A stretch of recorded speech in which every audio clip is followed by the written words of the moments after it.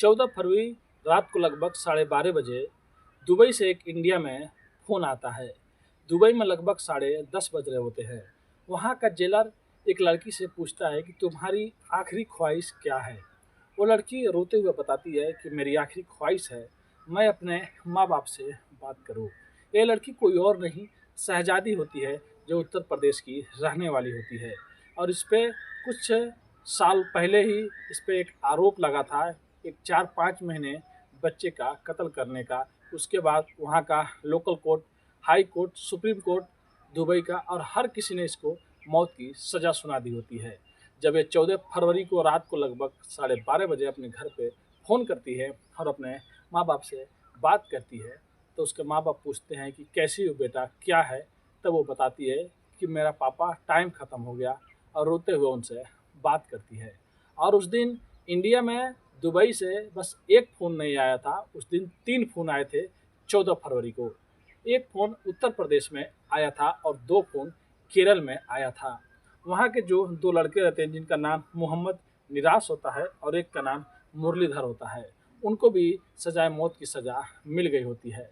उसके बाद लगभग इन लोगों की बात 10 मिनट अपने अपने घर पर चलती है और फ़ोन वहाँ से कट हो जाता है। तो चलिए पूरी कहानी इनकी बताएंगे, आखिर में इनके ऊपर ऐसा क्या लगा था, इन्होंने क्या किया था और दुबई में क्यों इनको फांसी दी जा रही थी। उससे पहले आप लोग से रिक्वेस्ट करते हैं, अगर आप हमारे चैनल पर नए हैं तो चैनल को सब्सक्राइब, लाइक, शेयर, कमेंट करना मत भूलिए। तो नमस्ते, आदाब, सत श्री अकाल। आज की जो मैं सच्ची घटना आप लोग को सुनाने जा रहा हूँ, ये घटना उत्तर प्रदेश और केरल से शुरू होती है और दुबई में जाके ये ख़त्म हो जाती है। उत्तर प्रदेश की एक लड़की होती है जिसका नाम शहजादी होता है। उसको 15 फरवरी को सुबह लगभग 5:30 बजे दुबई में गोली मार दी जाती है, यानी कि उसको मौत की सज़ा दे दी जाती है।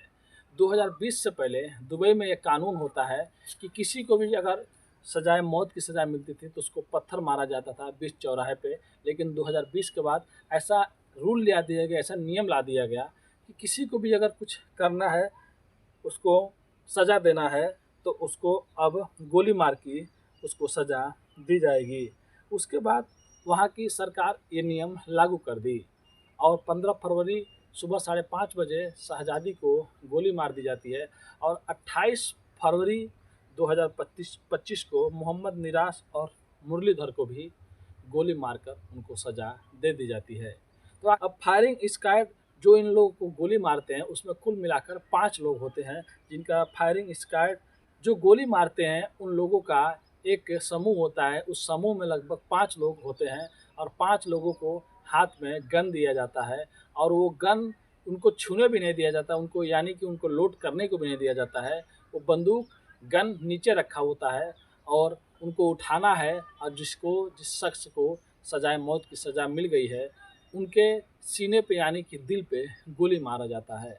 और सुनने में आया है कि शहजादी को सज़ा देने से पहले एक अलग किस्म का एक लिबास पहनाया जाता है और एक अलग टाइप का कोई काला कपड़ा या किसी टाइप का निशान जो दिल के सामने रहता है उस पर लटकाया जाता है कि सामने वाले जो स्क्वाड फायरिंग स्क्वाड के लोग हैं उनको अच्छे से समझ में आए और अच्छे से दिखाई दे कि दिल वहीं पे है और गोली उनका न चूक पाए।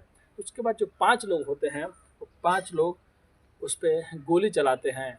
और ये भी एक बात अलग है कि पाँचों लोग जो होते हैं, 5 लोगों के जो बंदूक होता है उन पाँचों में एक गोली नहीं होती है, यानी कि उनको ये नहीं बताया जाता है किस बंदूक में गोली है, बस उठाना है और चलाना है। ऐसे चलेगा और देखने में भी ऐसा लगेगा कि पाँचों में से गोली निकल रही है, पाँचों में से धुआं निकल रही है, लेकिन किसी को ये कन्फर्म नहीं होगा कि किसके बंदूक से आखिर में किसके बंदूक से गोली लगा है और किसके गोली से सामने वाली की मौत हुई है। क्योंकि बाद में इन लोग को पछतावा हो जाएगा या इन लोग को गिल्टी फील होगा कि मेरे गोली से इस शख्स का मतलब जान चला गया। इसके लिए पाँचों आदमी को कभी पता ही नहीं चलता है कि किसके बंदूक से गोली चली। और उसके बाद सेम उनका भी मोहम्मद निराश और मुरलीधर के भी साथ हुआ है।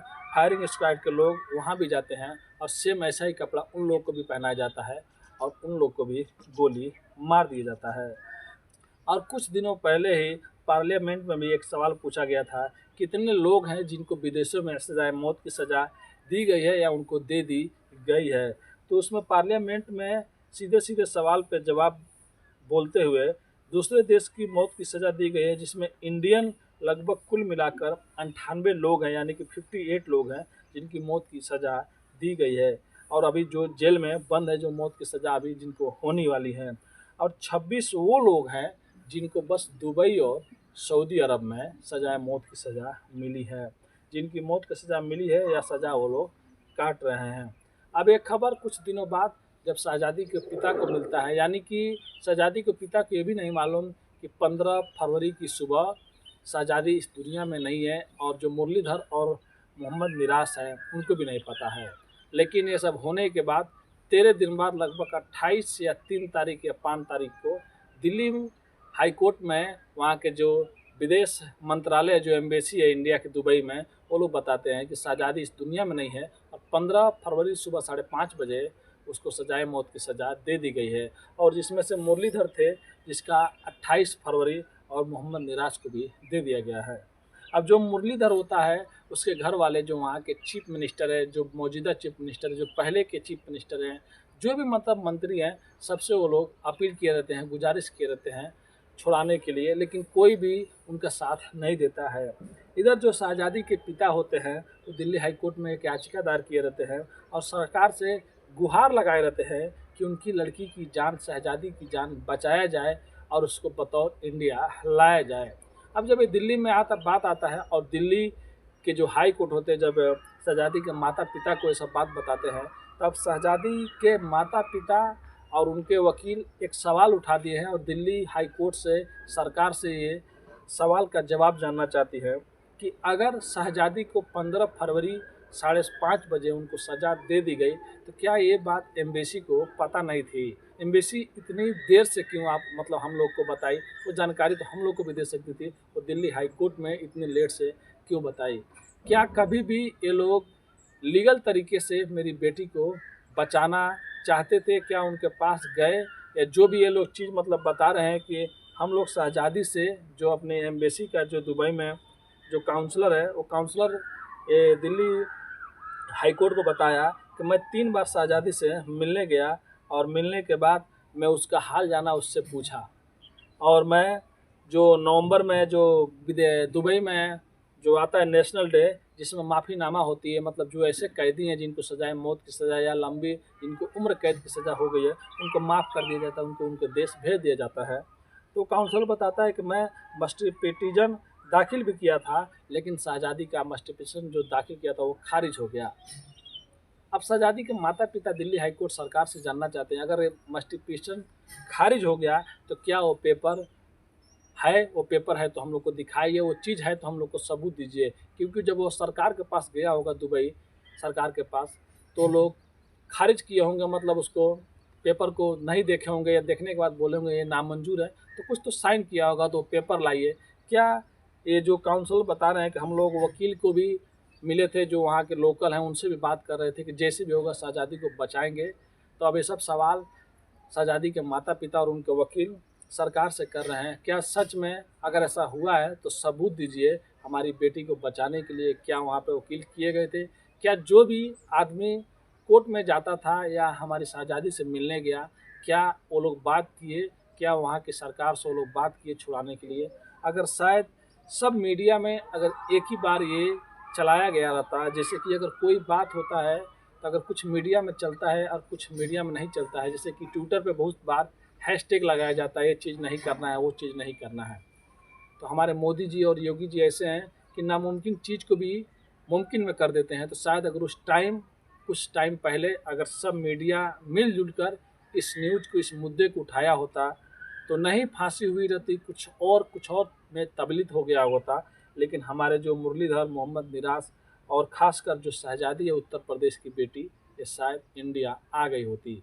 लेकिन अब सरकार से लोग सवाल कर रहे हैं, अब सरकार अब आगे क्या जवाब देती है, क्या क्या होता है, अब आगे होगा। लेकिन शहजादी जो अपने माँ बाप की लाडली थी, और उस बेचारी ने मालूम नहीं क्यों ऐसा उसके साथ हुआ, जो बचपन से ही बहुत निराश रहती थी, बचपन में ही उसका चेहरा भी जल गया था, और जिसके घर पे काम करने गई, और उसका कई वीडियो भी है, कई ऑडियो है, जब वो फ़ोन करके अपने घर पे बताई भी थी कि मैंने उस बच्चे को नहीं मारा, मुझे झूठे केस में फंसाया गया और मैं निर्दोष हूँ। और मेरे जाने के बाद भी जो लोग मेरे को इसमें फंसाए हैं, जिनका वो नाम ले रही है, तो सरकार से एक गुजारिश मैं भी करूँगा, अगर ये चीज़ सही है तो सही है, अगर जिन्होंने उसको गलत तरीके से फंसाया, उस पे आरोप लगाया, उसको दुबई भेजा, अगर थोड़ा भी उन लोगों का साजिश है तो उनके ऊपर भी कार्रवाई हो और सरकार इसको अच्छी से अच्छी तरीके से जांच करे। और आज की कहानी यहीं पे ख़त्म होती है। मिलते हैं नेक्स्ट वीडियो में फिर से कुछ अच्छी कहानियों के साथ, कुछ सच्ची कहानियों के साथ। अगर बोलने में कुछ गलती हो जाए तो अपने भाई को माफ़ कीजिएगा। बस मैं यही चाहता हूँ कि किसी भी बेगुनाह को कहीं भी सज़ा ना हो। अगर सरकार चाहे तो किसी भी चीज़ को कहीं से भी ला सकती है। अगर उस टाइम सारा मीडिया एक साथ में इस वीडियो को, इस मैसेज को सरकार तक पहुंचाई होती तो हमारे मोदी जी के लिए ये तो एकदम आम बात है, मोदी जी जब चाहते तब हो जाता। लेकिन शायद अब कहाँ चूक रह गई ये कोई नहीं जानता है। तो प्लीज़ अगर कुछ गलती हो जाए तो माफ़ कीजिएगा। चैनल पे है तो आप लोग सब्सक्राइब, लाइक, शेयर कीजिएगा। धन्यवाद।